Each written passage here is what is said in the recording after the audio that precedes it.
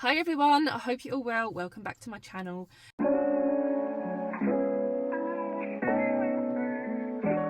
If you watched my previous video of my introduction, you'll see that I'm in the exact same clothes because I'm filming this straight after. I thought I would do a video of some of the frequently asked questions that I get asked, so that you can see all of the answers to them in these videos. So the first question that I get asked very frequently is my photo good enough quality to be engraved? So if you want to have your photo checked before you order, you can, absolutely. I've got a form on the website. It's a contact form. You can upload your photo there. It comes straight through to my email and I'll check the photo for you to see if I think it will engrave okay or not. To be honest, 95% of the time, I can engrave the photos absolutely fine.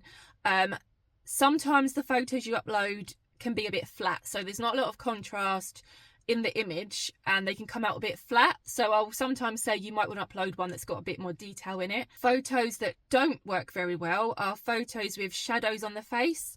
So if you've got a photo and the people in the photo have got a shadow on their face, or you're uploading handwriting and there is shadow on half of the handwriting but not on the other half, they can be very awkward to edit and be a bit harder to get to engrave well as well. So I'd always say upload photos that don't have any shadows on the faces or the actual subject that you want edited and engraved. Number two, high resolution photos are obviously the best photos you can upload. Phone photos are generally fine, and film photos as well that you've so you've got a physical photo and then you've taken a photo of it on your phone, they usually engrave absolutely fine as well.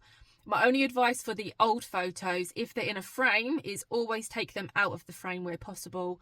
That way you don't have any of the glass reflections or any softness over the focus of the image itself. The other thing as well is, if you have a photo of multiple people in the image, I can only really engrave it if the heads are very close together. So if you have the image and you've got one person where I'm sitting, one person here, heads are the same height close together, that's going to engrave absolutely fine majority of the time. If you've got a massive group photo of, I don't know, 6+ people, some people are standing up, some are sitting down, or there's adults, there's children down here, that's very hard to engrave. I have to do so much editing on those images, so I do usually charge a little bit more for those images because they take absolutely ages to edit. I have to move people about, move people closer together, and it can be a real pain. So I usually advise no more than 2 people in the photos as much as possible, especially if you're ordering the bracelet charms or the earrings, because they are so small that I can only engrave 1 or 2 faces on there, no more than that. If you're ordering something a bit larger, like a trinket box or the 25mm heart necklaces or circle necklaces, I can sometimes get away with more people in those, but that's generally what I advise. Not too many people in the image, and as close together as possible. So they're the main problems that I come across with photos before I engrave them. If you follow those guidelines, you should be absolutely fine. Images I don't like to engrave are screenshots. So Facebook downloads, screenshots of a profile picture on your phone. Yes, I can engrave them. They don't always come out the best. They're not the greatest images to download. It's always best to have the original image as much as you can. Obviously, I know in some cases you don't have that image, and if you really want me to engrave it, I will, but I will also let you know that it's not going to come out as good as the original would. So yeah, original images as much as possible. Try to avoid screenshots and Facebook downloads or social media downloads, because when you're downloading from social media, it reduces the file size even more. So every time you upload images to Facebook, quality is reduced a bit. So if you're then saving that off of Facebook or social media, it's going to be even more minimized once you come to engrave it. So original image is always best. But if you would like me to check your image, if you're still a bit anxious or worried it's not going to come out very well, feel free to email me your photo or upload it to the contact form on the website gemz.co.uk, and I will check that for you, no problems whatsoever. Even if you've got multiple images that you want me to check, I'm happy to do that. I would much rather you upload the photos, I check them, and that you're happy with them, rather than you, I'm in an R-ing, not too sure, a bit worried to contact me and have your photo checked, upload it, and then it comes out not as great as you expected and you're disappointed. So always check with me first if you want. I really don't mind. I will check as many images as you want me to. But yeah, that is the answer to that question. Another question I get asked regularly is about the chain lengths.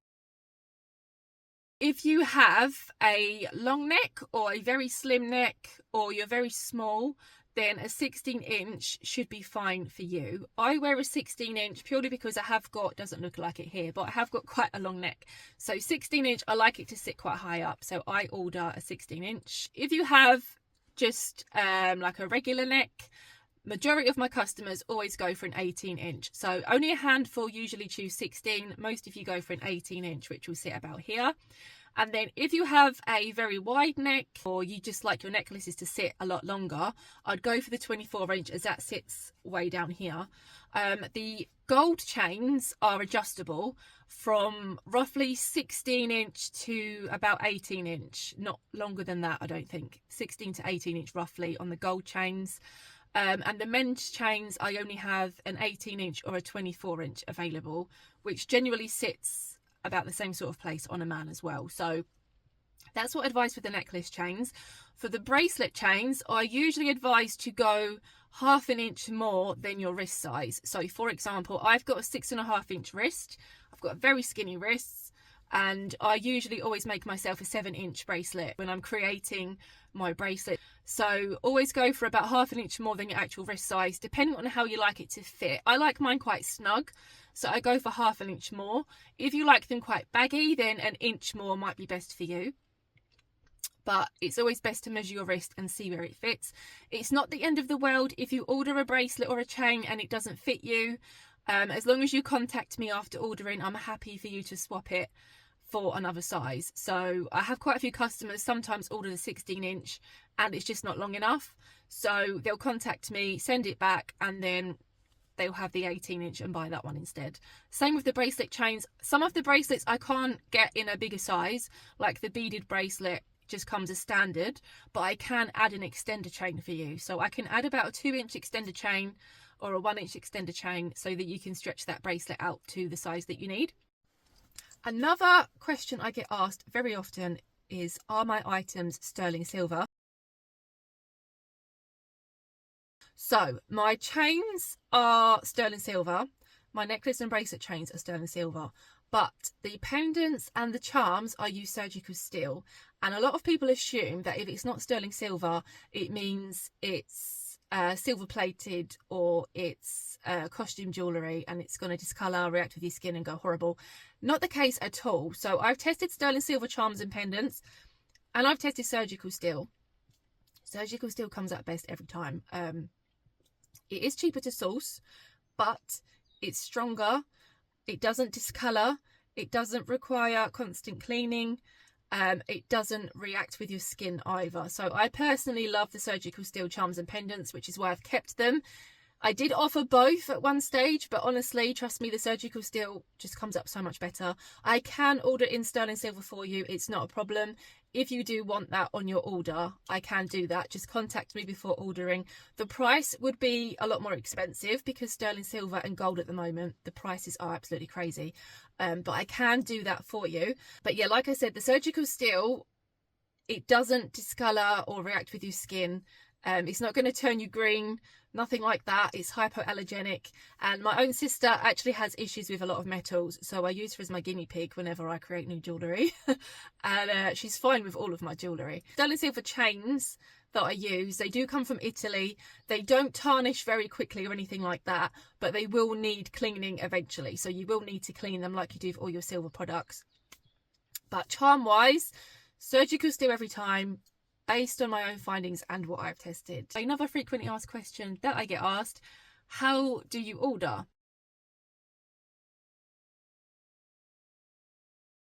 So to order is very, very simple. All you need to do is head to the website, gemsbyems.co.uk, choose the product that you'd like to order, and then from the product page, you can upload your photo straight there, and choose all of your options like chain length, text you'd like entered, any charms you want added, and then just simply check out and I will do everything else for you. So that's a very short frequently asked question, but I thought I would answer that one for you as well.